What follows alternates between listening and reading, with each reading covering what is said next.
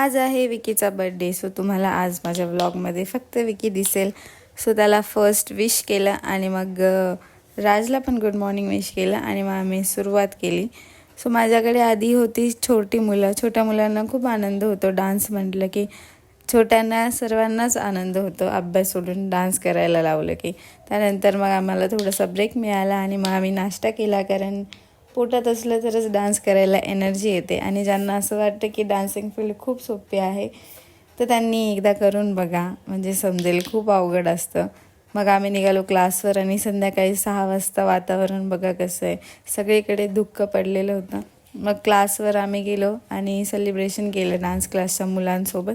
त्यानंतर मग आम्ही मोठ्यांनी केक कट केला आणि मग आजचा दिवस असा आमचा संपला. मग आम्ही छोटीशी पार्टी केली.